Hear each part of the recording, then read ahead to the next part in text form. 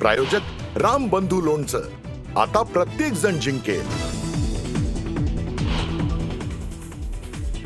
2019ला आमच्याकडनं तुम्ही ओरबाडून घेतलं, 2022ला आम्ही गनिमी कावा दाखवला आणि 2024ला पूर्ण बहुमताचं सरकार या महाराष्ट्रामध्ये आणून दाखवलं. हिंदू हृदय सम्राट शिवसेना प्रमुख बाळासाहेब ठाकरे हा ब्रँड होता, तुम्ही ब्रँड नाही आहे. नुसतं नाव लावल्याने कोणी ब्रँड बनत नाही. बेस्ट निवडणुकीमध्ये ब्रँडचा बँड वाजवला असं म्हणत मुख्यमंत्र्यांचा ठाकरेंवर हल्लाबोल.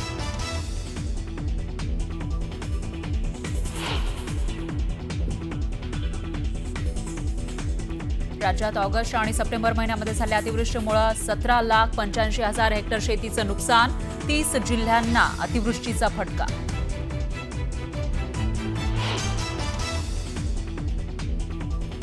राज्यात अतिवृष्टीमुळे शेतीचं मोठं नुकसान, पंचनामे करून लवकरच नुकसानग्रस्त शेतकऱ्यांना मदत देणार, उपमुख्यमंत्री अजित पवारांची ग्वाही. तर दादांकडून बीडमधल्या नुकसानग्रस्त भागाची पाहणी.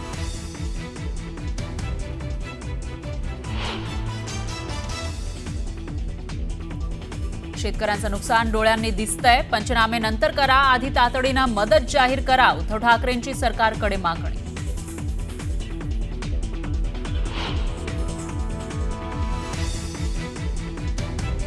कांद्याच्या बाजारामध्ये भाव टिकून राहावे आणि शेतकऱ्यांचा फायदा व्हावा, यासाठी केंद्रानं कांदा निर्यात अनुदान दुप्पट करावं, मुख्यमंत्री फडणवीसांची केंद्र सरकारकडे मागणी.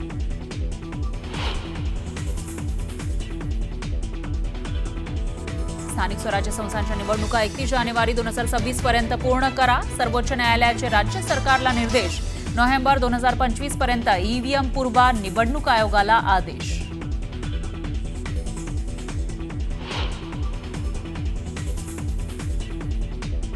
हैदराबाद गॅझेटियरबाबत शासन निर्णयाला आव्हान देणाऱ्या 4 याचिका हायकोर्टात.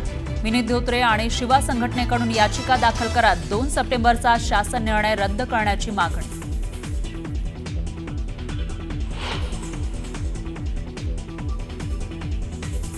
कुणबी प्रमाणपत्र देताना पडताळणी करा, नोंदी म्हणून खोटे पुरावे दिले जातात, भुजबळांचा आरोप. तर खोटी प्रमाणपत्र शोधण्यासाठी समिती स्थापन करण्याची भुजबळांची मागणी.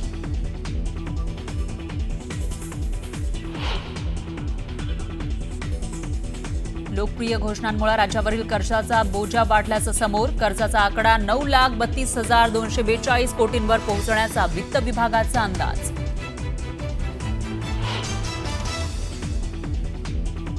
आणि सततच्या तांत्रिक समस्येनंतर मुंबईची मोनोरेल 20 सप्टेंबरपासून काही काळासाठी राहणार बंद. 2 महिन्यात 2दा बंद पडल्यानंतर MMRDAचा निर्णय.